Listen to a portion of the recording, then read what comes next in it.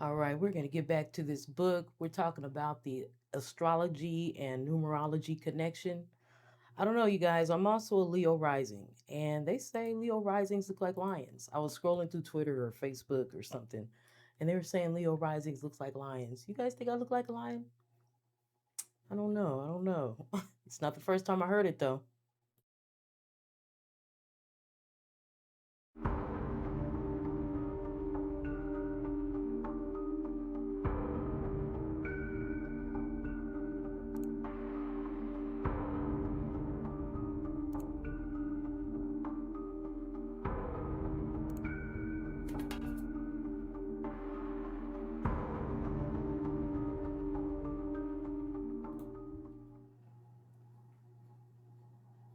All right, welcome back, everybody. Welcome back to the Openly Occultic Book Club.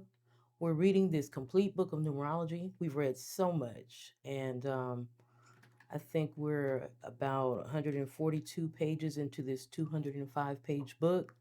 So, just a few more episodes to go. Today, we're concluding or beginning and concluding chapter 12. We're talking about the astrology and numerology connection. I want to thank you guys for being here with me. If you can, make sure to like, share, and subscribe. Let the algorithm do its thing and find the people that this video is made for, right? So let's jump back into this book. It says this book is not designed to teach astrology, but astrological influences play such a powerful role in understanding personality and individuality that it would be impossible to omit the most salient features from our thorough discovery of the inner self. These features are primarily represented by the sun signs, for they're the dominant aspect of the numerological profile. Okay, the sun signs are the dominant aspects of the numerological profiles that we've been working on creating for ourselves throughout this reading of this book, right? We've made our squares. Let me show you what the square looks like, right? This is your birth chart. So you filled that in with the numbers of the birth date that you were born, your birth date. So you fill in the numbers on that plane. Having empty numbers is an important aspect as having a number in your square or even compounded numbers in your square. All of it matters.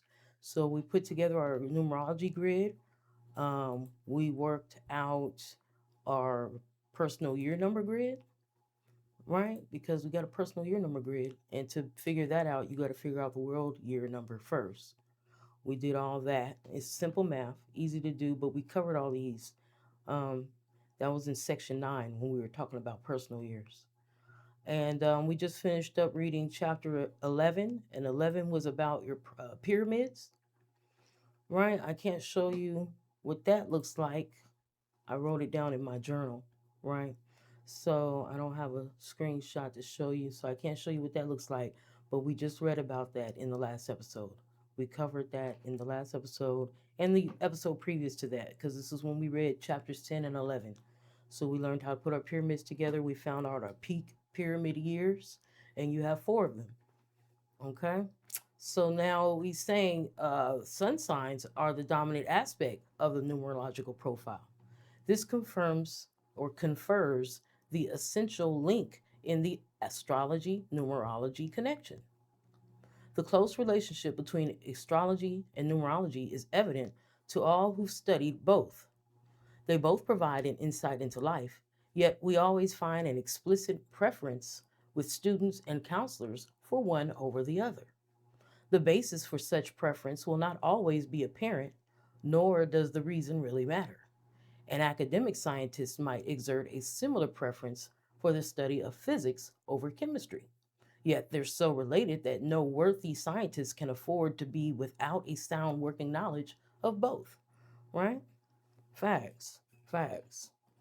This analogy between the two metaphysical sciences and the two physical sciences is appropriately illustrative, for it offers many parallels to our discoveries. Numerology and astrology are the two most scientific and reliable metaphysical sciences for the investigation into human personality and the discovery of our individuality. And I'm going to add human design, the human design system to that. I'm adding the human design system to that, which was kind of created. Well, this book was written in 1990, and I think it was from a previous book in 1980.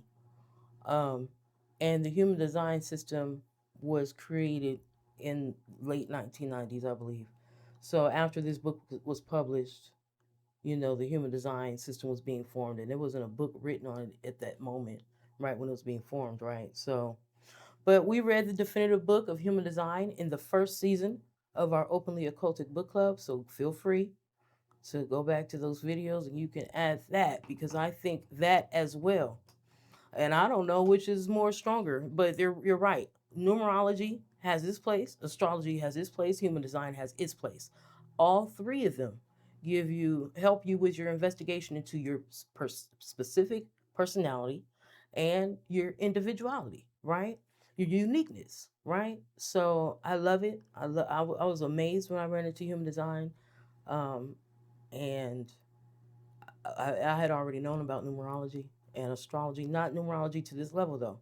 So I knew my life number, my path number, my ruling number. But you have a day number, and like we said, with all these pyramids and personal year numbers and peaks of pyramid cycles and things like that, I didn't know all that. So this is amazing to me. I love it even more, and I always loved knowing about numerology as far as my life numbers was concerned. So, and of course, astrology. Hey, I can't get around the fact that I clearly have a lot of Mercury in my system. I'm a Gemini sun, Gemini, my Venus is in Gemini, and then I got a lot of Mercury. Almost everything else is really Mercury. Let me stop. No, but it's a lot, and they all matter. It all holds weight. I see it in myself when I learn about these things. The only question, as always, is where do they get this information from? We know Komet and really before Kemet, because I think personally, I think Kemet or Egypt is a colony of an ancient Tartarian worldwide system, and well, we call it Tartarian now. What they called themselves, I don't know. We call it Tartarian. It was a worldwide system. I think Egypt was a colony of that. Yeah, it kind of attached the word Kemet to Egypt, but I think Kemet was here in America before Egypt. I think Egypt was just a colony of this. And I think America was the old world and was the home base, the ground zero of this worldwide empire. But that's me, and that's what my research is discovering. And then, like I said, in human design, it says I'm what would be called a 1-3 profile. So I'm very much into investigations. That's what I'm into. So, and so when I look at all these things, I see that these are the most scientific and reliable metaphysical sciences. How they found out this information, you know, I don't know, but I know it came from the elders, the ancients. Physics and chemistry are two of the most essential physical sciences that involve the study of the material universe, the understanding of the outer self, the doing aspects of life. It's impossible to thoroughly understand human health without physics and chemistry, just as it's impossible to thoroughly understand the purpose of human life and how it can be best lived without numerology and the support of sun sign astrology. Is that not true? Leave a thumbs up in the comment if you agree with that statement. And where are you guys watching from? That's my question. You guys are coming from all over. I know I've got more and more subscribers. So I thank you guys for being here with me, listening as I ruminate and throw out my little observations about life as we read this book. Um, I thank you. To the skeptic, this will appear an extravagant claim, but the proof is in the practice. However, we need to acknowledge that many people are already prejudiced against astrology, religious people, Christians, and as such should not let this aspect of my book detract from their interest in numerology. They can skip this chapter if they wish, or they can read on. If they choose to read on, they might acquire a little knowledge that may put their prejudices to question. As one of the metaphysical keystones, astrology is more than the mere study of heavenly bodies. It's the ancient science of the study of the celestial bodies and their relationship to human life. Its origin far predates recorded history, lying possibly beyond the remote Atlantean period. We know that the people of Atlantis used it extensively, conferring their knowledge upon their fellow humankind on both sides of the ocean that was named after them. Yet, their influence was so profound that it permeated far beyond the shores of the Atlantic Ocean, with traces of it being extant in Central and South America, see there, as well as in the Western Mediterranean. Okay. Well, I think it's interesting that we're being brought to the focal point being the the Eastern Seaboard, right here in North America, because they're talking about Atlanta. We know we have Atlanta, Georgia. They're talking about the Atlantic Ocean. They're talking about the eastern side of North America. And I think that's interesting because you do have the Algonquian language there. And so, like I was saying about Egypt being a colony, because there's books on the Algonquian language being the original language of the Egyptian hieroglyphs. There's books on that. I could pull up a screenshot and I think I'll post it on the YouTube channel. I'll post it in the posts and stuff for the community to see and look for themselves. But yes, there are books on that. There's science or investigative research that's been done on the Algonquian language, and as we know, it's there heavily on the eastern seaboard. So I think that's interesting. I don't know if that's earlier than Central and South America or later, because when I get to talking about Central and South America, I'm talking about the Mayans and then the Naga Mayans, which are in India, and Angkor Wats and things like this, ancient Asia, right?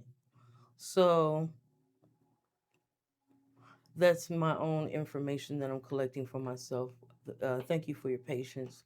I'm putting together pieces of puzzles. I'm reading this with you guys too, so I'm putting together pieces of puzzles that I'm researching on the side, as a hobby.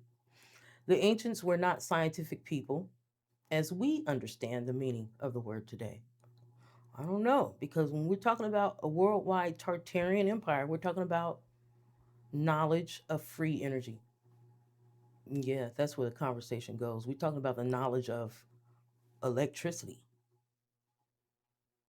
harnessing energy. That's what we're talking about. So to say they're not scientific people, and we start looking at the irrigation system in Central and South America, you know what I mean? When the colonizer got here, I don't know who he's talking to or what he's trying to confer here, because it's clear that they were scientific people.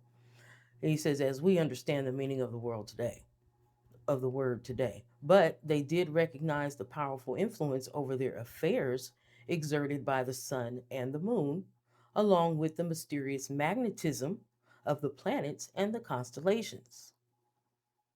Not only were these influences apparent in the formation of the weather and the tides, but also in farming and, most appropriately, in human personality. Hence, these early studies evolved, revealing the influences exerted by various celestial bodies at the time of a person's birth. So, this is what we talk about when we talk about numerology. You know what I'm saying? And this is what I'm saying about them harnessing energy, free energy. We're talking about Tesla type scientific knowledge and understanding, right? Harnessing free energy from the ethers. That's what we're talking about, that they knew and understood. So to say the ancients weren't scientific people, and then to go on and say, skirt around what all they really did know, they knew a lot. But what did he know? Did he know? We don't know.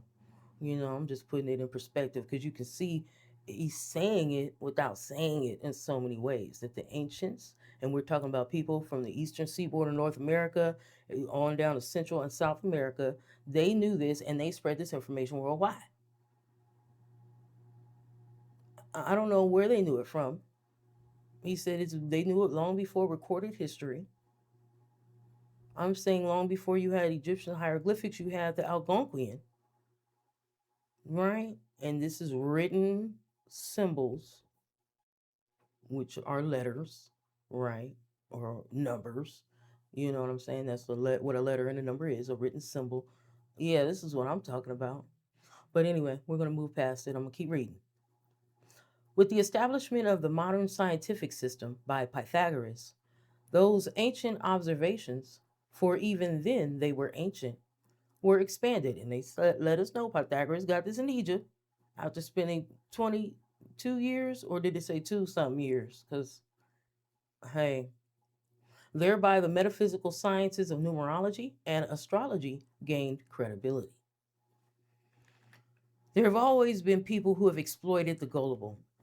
It's possibly even worse today than in ancient times.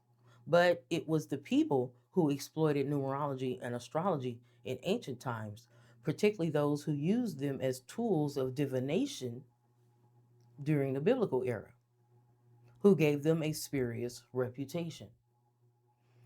But this was long ago and bears no relationship to numerology and astrology as we know them today, any more than ancient bloodletting bears any relationship to modern medicine, right? With the leeches and all that they tried. Saying they get rid of the demons out this person, they letting the leeches, putting the leeches on them to drain the to blood and all that type of stuff. Hmm.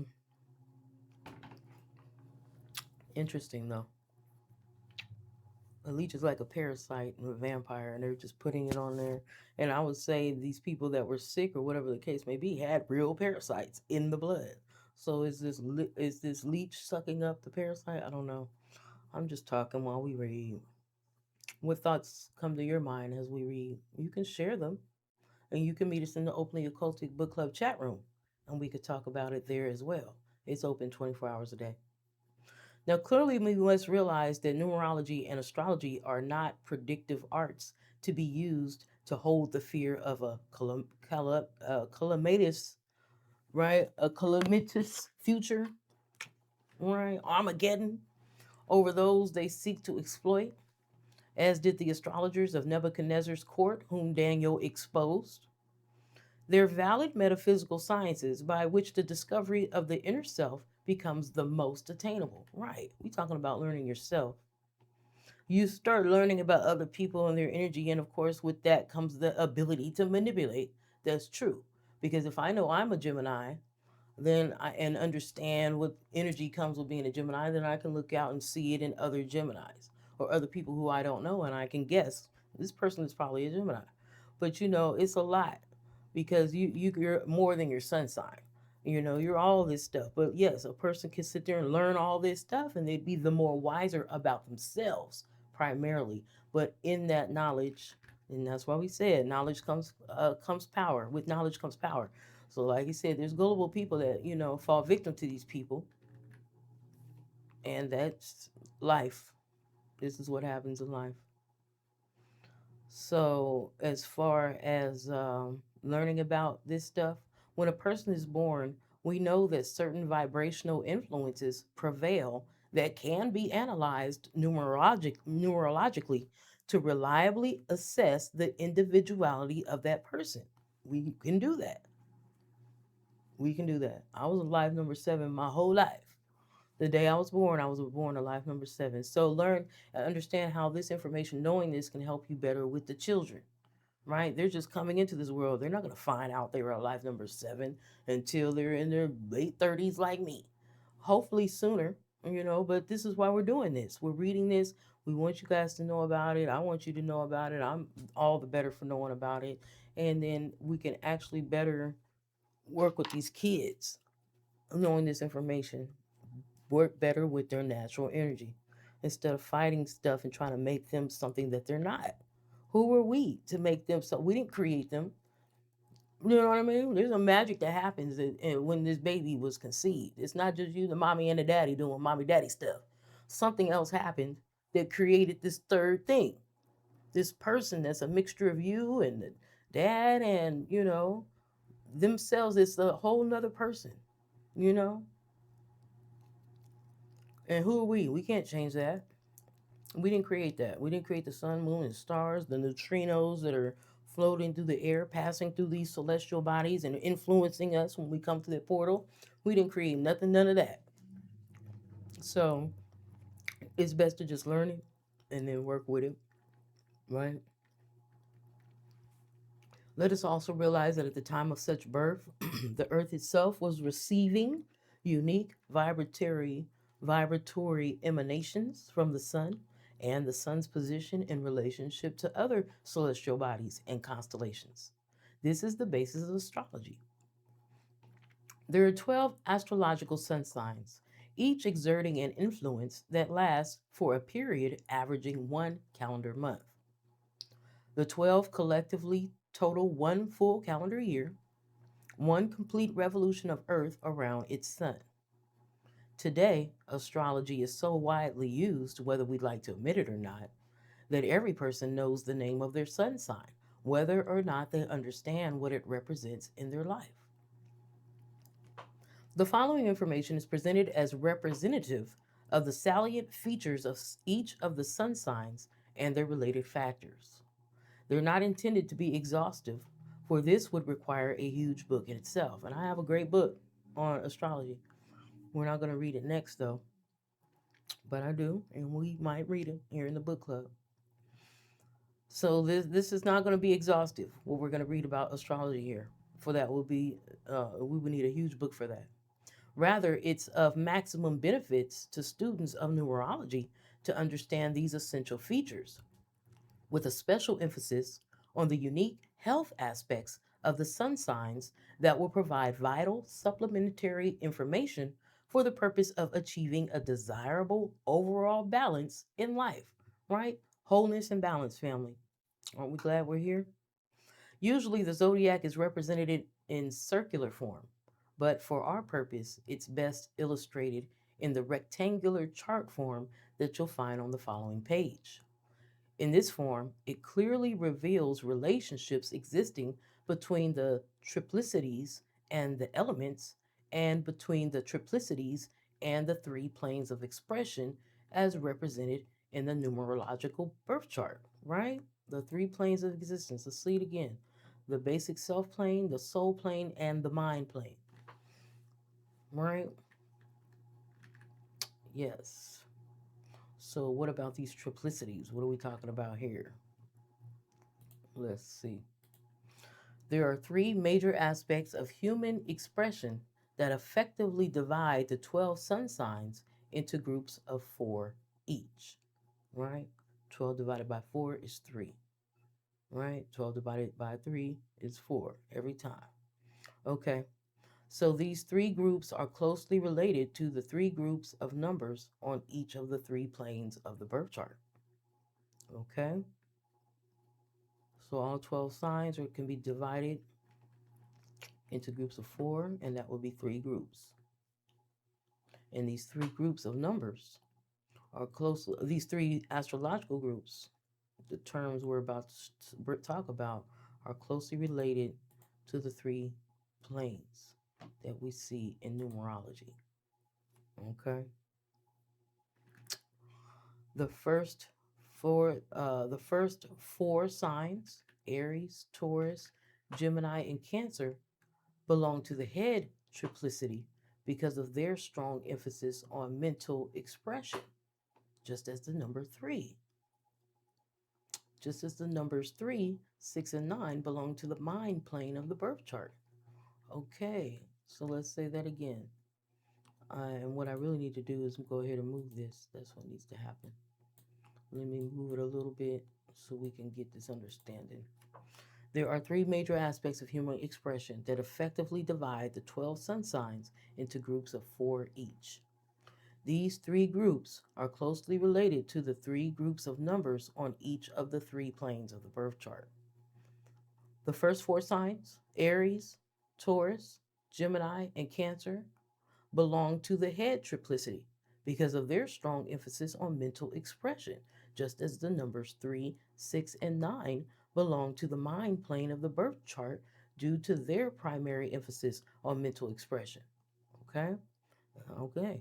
And yes, I'm a Gemini. It's an air sign, but I understand, it's ruled by Mercury.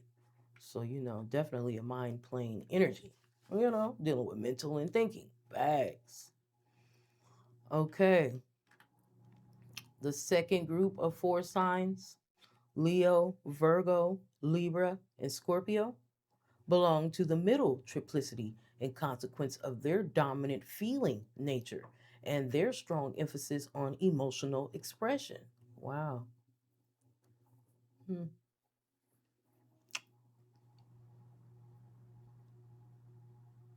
Triplicity in consequence of their dominating feeling nature, they belong to the middle triplicity in consequence of their dominant feeling nature and their strong emphasis on middle emotional expression. Just as the numbers 2, 5, and 8 belong to the soul plane, dealing with spirituality, feelings. 5, you definitely think love. It's in the middle of this birth chart. Love is closely attached to this number 5. And as we see that love touches all other numbers, right? It's definitely, I see what they're saying. Hmm. The third group of four signs, Sagittarius, Capricorn, Aquarius, and Pisces, comprise the feet triplicity because of their dominant practical nature, seeking to understand the underlying purpose and origin of things, right? That's what they're into. That's a practical thing because you got to read, you got to learn, you got to, and even teach. So you're doing something that's part of the practical plane.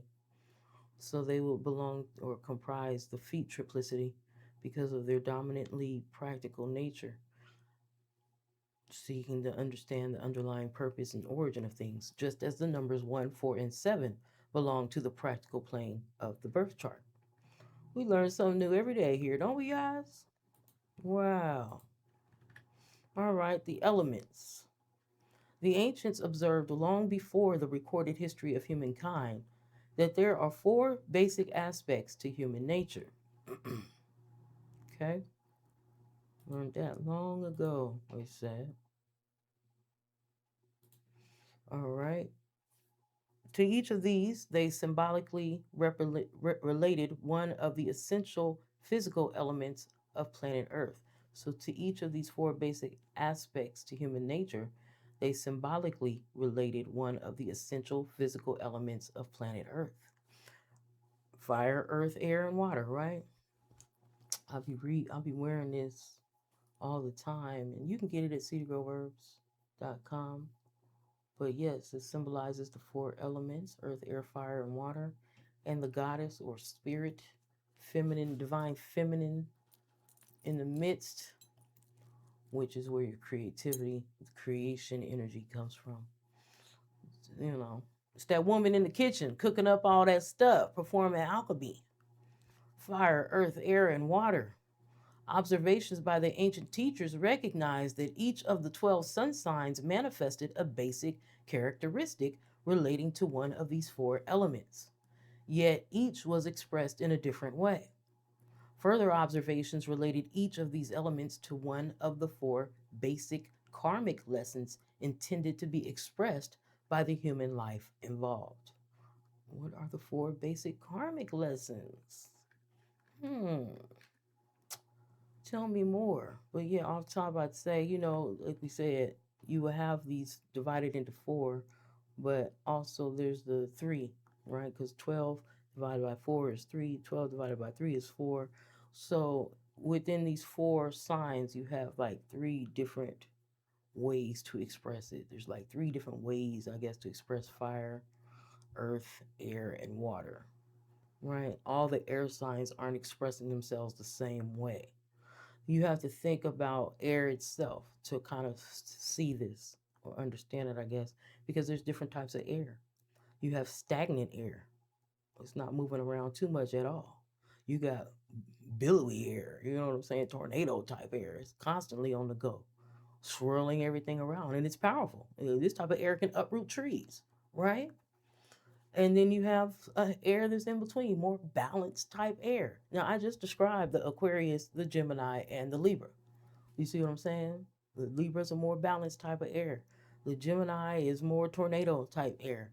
And the Aquarius is more of a stagnant, slow to change type air.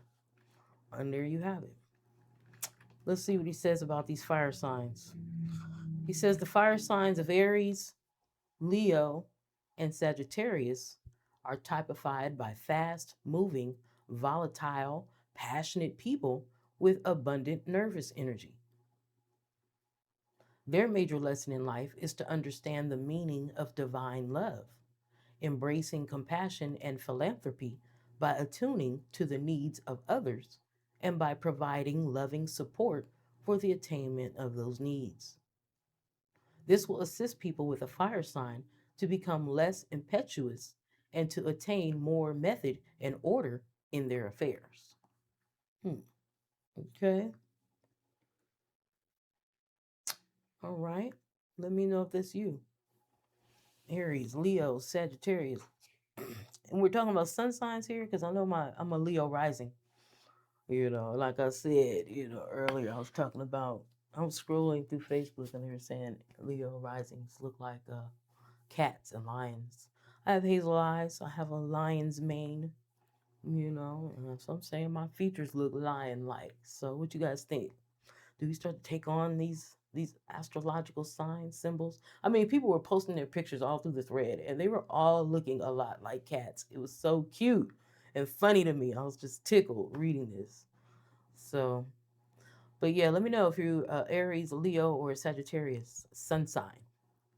It says Earth signs. The Earth signs of Taurus, Virgo, and Capricorn reveal steady, rather predictable people who are the most consistent and dependable friends that we're likely to find. Their primary karmic lesson involves being of service to other people, by which means they'll elevate their own consciousness beyond the physical to the spiritual. But this is rarely achieved before the latter half of their years of maturity. Right? And when you're able to nail down your years of maturity as well, listen to the last two episodes. That's when we were talking about the pyramids and the pyramid peak years. So go check out those videos, and you can start to nail down the years of maturity and see if the growth rate is really what he's saying it is, because this is happening. I was able to read it and confirm for myself. Because you just got to understand the stages that a seed goes through growth to becoming this tree. It goes through stages. It was a little seed, as were we. We were little sperm cells. So we're going through all kinds of stages of growth. We're not who we used to be, but we're not done. We're not finished. We're looking forward to what we're going to become. Right? Facts. So, primary motivations in their earlier years are more related to the physical world of playing, eating, and doing, for it's through these involvements that they acquire the early development that they need. All right, air signs. You're talking to me. Air signs of Gemini, Libra, and Aquarius are the flexible people with quick, mercurial brains, yet with a deep understanding of life and people. They possess tremendous mental versatility and are able to think of many diverse things at the same time. But this can lead to fragmentation and a serious depletion of nervous energy, innervation. Through their karmic lesson of sisterhood, okay, they learn to be of help to others, by which means they develop a deep philosophy of life. So the karmic lesson of the Gemini is sisterhood, huh? It's funny because I can move on, with it's an air sign, and you're like the air, the wind can blow this way and that from one moment to the next.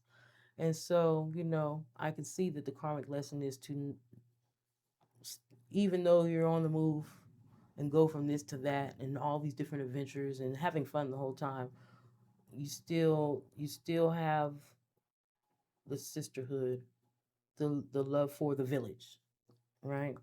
So don't drift too far away. I'll be thinking about this. This is my life. You know what I mean? So oftentimes, I'll think of people in my life as a person standing on the ground holding a bunch of balloons. But, you could just see the strings in their hand. They're just holding onto the strings of this big old bouquet of balloons. And I'm the balloon, wanting to drift away, but they're holding me down. And so there's I call it the ties that bind. So there's the this and that of that though. So because there's great things that come with the sisterhood in the village. And then you do sometimes just want to drift away and do your own thing and not be tied down. So I can see how this is the karmic lesson of sisterhood. I can see that. And my own personal sister has helped me in learning this. So thanks, sis. I love you. Water signs of Cancer, Scorpio, and Pisces are the signs of the more peaceful people, peaceful most of the time. In their natural composure, they're quiet, restful beings whose presence usually brings comfort.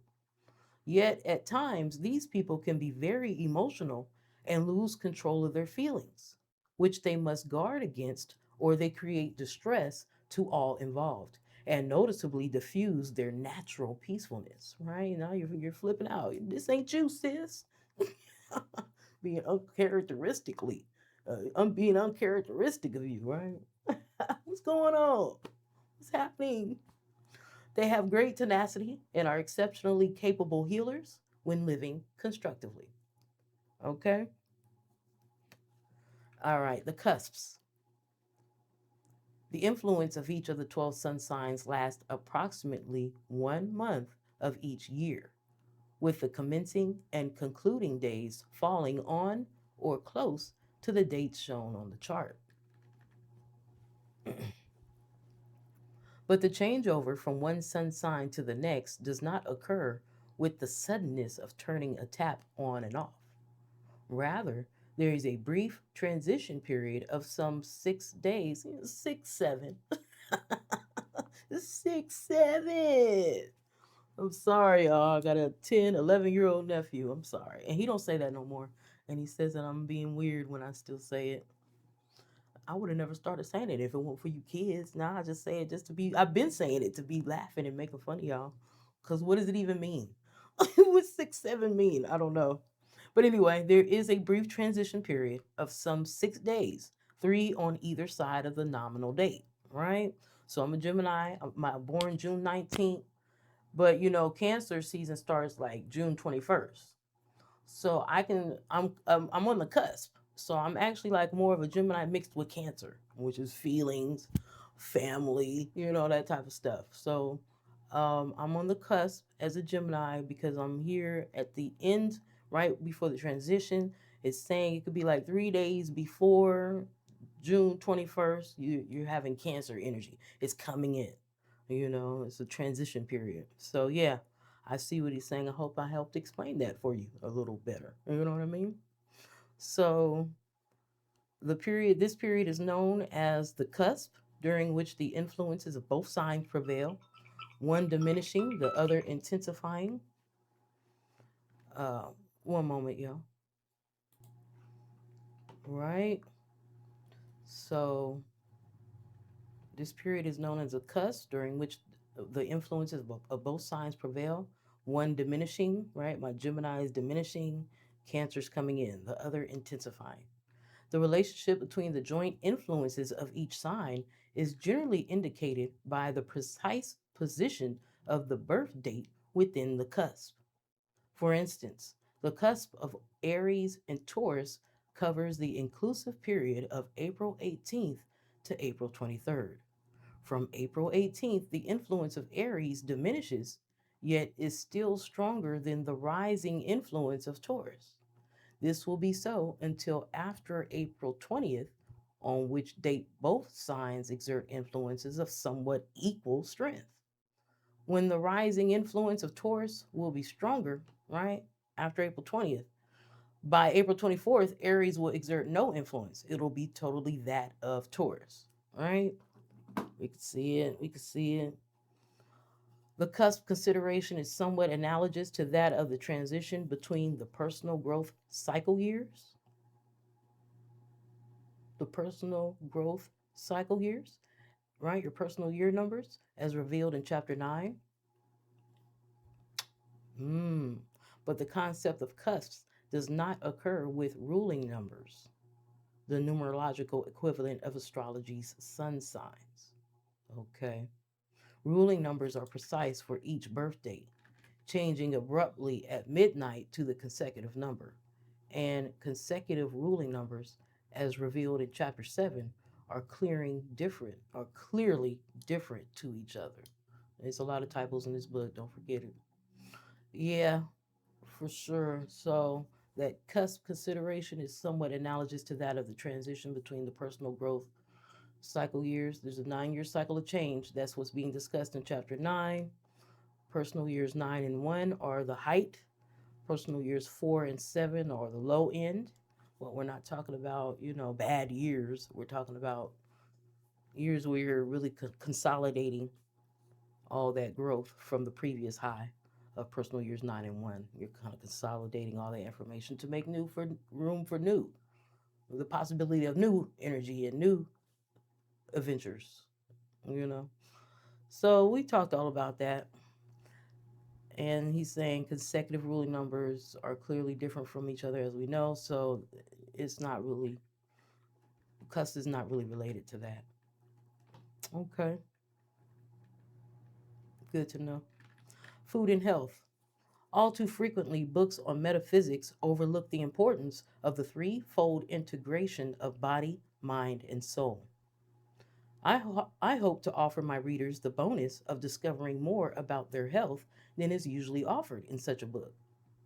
Now that we're dealing with some of the most specific aspects of health, as revealed through the astrological sun signs, particular foods will be recommended as indicated by each sun sign. Of course, one can also take the recommended homeopathic cell salts as well to hasten recovery from any recognized deficiencies. But the cell salts without the foods will be far less effective. And we do have cell salts here at cedargroveherbs.com, right? It's the home of the Openly Occultic Book Club. We have it's cedargroveherbs.com. We have cell salts there. Go ahead and browse around. Um, and you can also, if he's recommending it, you can go ahead and get that. Make sure to use the code Pure Love to get 15% off your order. It's important to note that when taking the cell salts, to do so in tablet form at least 15 minutes before each meal, holding the tablets under the tongue until they dissolve.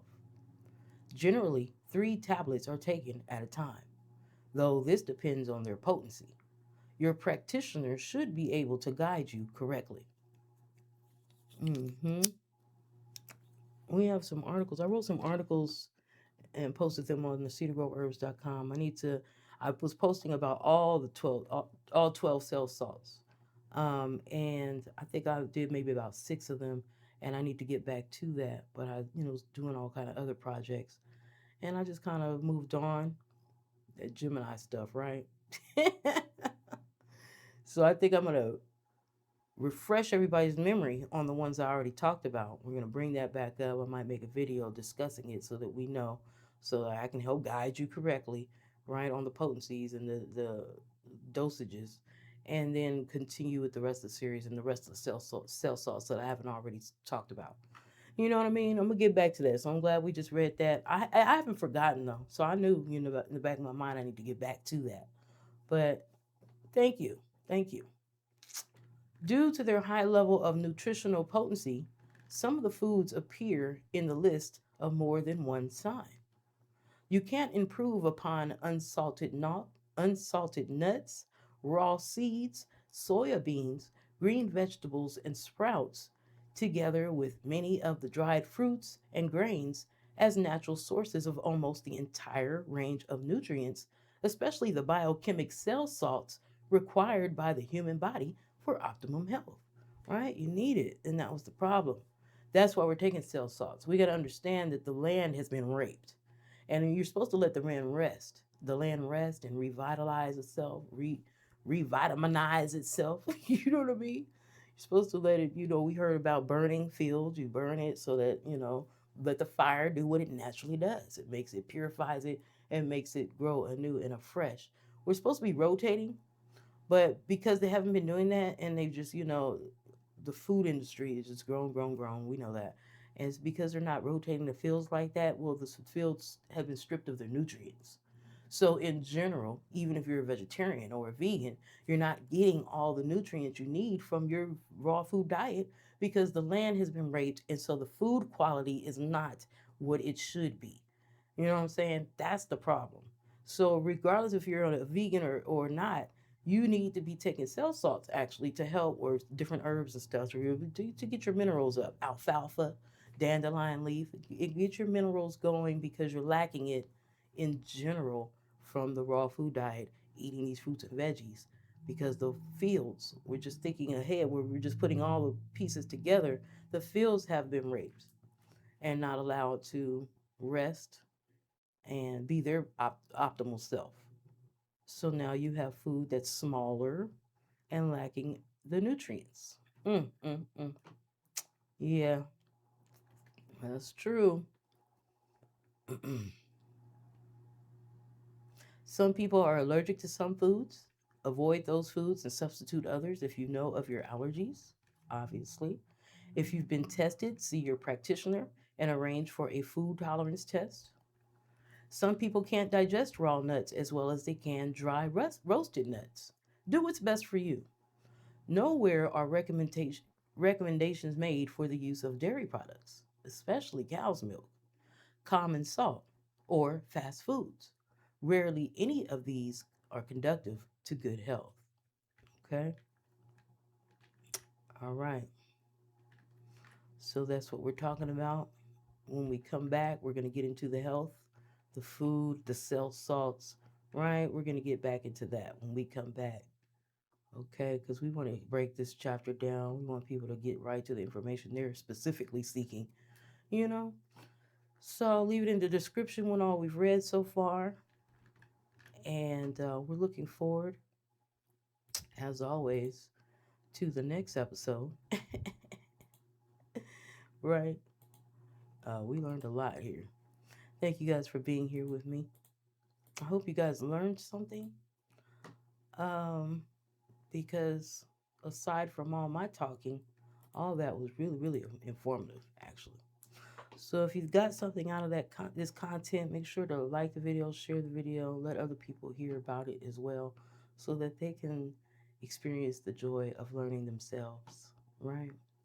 Thanks, guys. I hope you guys have a great rest of the day. Wholeness and balance.